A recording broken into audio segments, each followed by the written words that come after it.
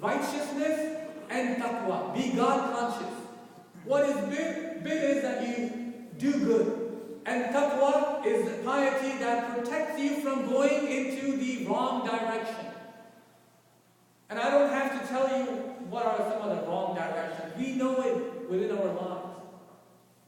And it's not just outside. How we deal with one another, how we deal with family, how we deal with our relatives, how we deal with our in-laws.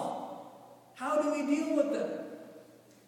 Is that the ayah that you're reminded and they're reminded of when you deal with them? وَأَحْسِنْ كَمَا أَحْسَنَ اللَّهُ إِلَيْكَ. Be good to people as Allah has been good to you. Not because your relatives were bad to you, so you're going to respond in that same manner. Allahu Akbar, Allah is great. This is what we're expected from us. This is what is expected from us. So taqwa of Allah Azza wa Jalla. And he reminds us, وَاتَّقُوا اللَّهَ إِنَّ اللَّهَ سَمِيعٌ عَلِيمٌ. He mentions the Prophet ﷺ, a beautiful hadith, and I want you to pay attention to it.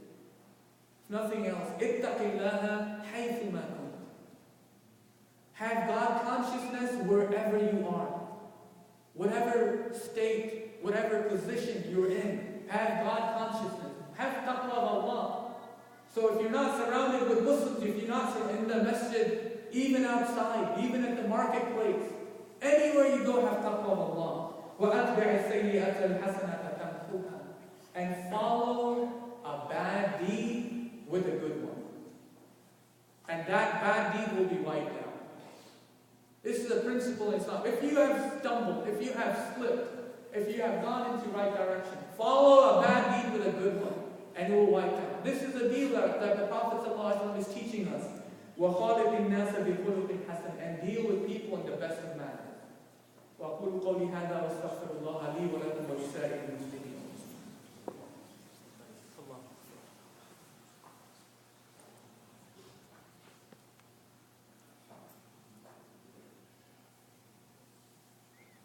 بسم الله والصلاة والسلام على رسول الله. اللهم اغفر لنا وارحمنا برحمتك يا أرحم الراحمين.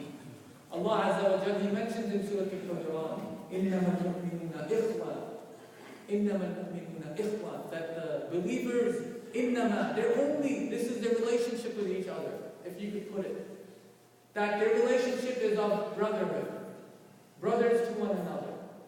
A community that's based on it. يَشُدُّ بَعْضَهُ بَعْضًا. The Prophet ﷺ said they are like fingers put together, and this is what he did. It's like a brick on top of another brick, holding the structure together. And then he puts his finger together. He says, this is the example of believer. This is how we build a community. And based on ikhwah, this is brotherhood. How did he teach us? He says there are 3 things that you could do to annoy people in front of them while in their presence. And there are 3 things that you could do in their absence that would also not only annoy your brother or sister, but also annoy Allah subhanahu wa ta'ala. And those 6 things that he mentioned. لا يسخر قوم من قوم. That don't a group of you mock another group of believers. Don't do that. Because it might be that in the sight of Allah, the other group that you're mocking are better than you. How do you know? And that's the concept of going back to taqwa. Have taqwa of Allah Azza wa Jalla. And he says, وَلَا تَلْمِزُوا. Do not defame each other. This should not be the dealings that we are defaming one another, talking bad about each other while we're standing. And he says, وَلَا تَنَابَزُوا بِالْأَلْقَابِ.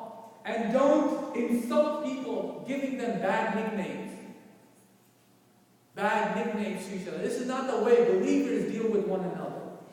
And this is what the ikhwah is based on. Don't do this and you're going to have an ikhwah. Don't do this and you're going to have a community. Go ahead and do that and you're going to destroy the ummah of the Prophet ﷺ and the unity. So he says these are 3 things that he mentioned that one could do in their presence. But then he mentioned 3 other things that when the brothers are not in front of you, how do you deal with them? اجتنبوا كثيرا من الظن. Don't hold suspicion of your brother or your sister. Oh, I think she was thinking such and such. Oh, the brother so-and-so, I think he wants to do this because I have this and he's jealous. Right? Don't have that suspicion without any good proof. And then he says, "La tajassus," and do not spy on people. Don't go around spying on people and checking what they do in their house. Or وَلَا يَغْتَبْ بَعْضُكُمْ بَعْضًا, and don't backbite one another. Would you like to eat the flesh of the brothers of yours who's dead? فَكَرِهْتُمُوهُ, then you hate this. If you hate this, وَاتَّقُوا اللَّهِ, then have the taqwa of Allah. And this is where you're going to find rahmah of Allah subhanahu wa ta'ala. And this is what we want to know. We want to have a community based on that lists their priorities. We want to have a community that's based on taqwa. We want to have a community that's based on brotherhood and avoiding all the forms of bad character that would annoy each other. And we also want to have discipline. As Allah subhanahu wa ta'ala, when He mentions, إِذَا جَاءَكُمْ فَاسِقٌ بِنَبَإٍ فَتَبَيَّنُوا, when a person comes, a bad character with the news, don't forward these emails.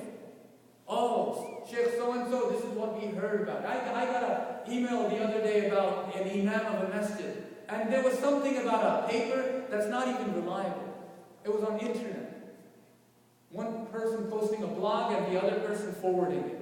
And then it goes around. The Prophet ﷺ, he mentions it, which means in English that a person to be considered a liar, it's sufficient that whatever they hear, they just simply forward it to other people. فَتَبَيَّنُوا, make sure that you confirm that that news is true or not before you forward that information to everybody, because then you'll be considered a liar. So we have to be careful, inshallah, how we deal with one another and how we progress as a community. And I ask Allah subhanahu wa ta'ala that He opens our hearts, inshallah, and we open our hands, seeking Allah Azza wa Jal, seeking the Jannatul Firdaus, seeking the taqwa of Allah Azza wa Jal, seeking the right priorities in our lives and in the lives of our family. Asking Allah subhanahu wa ta'ala for discipline.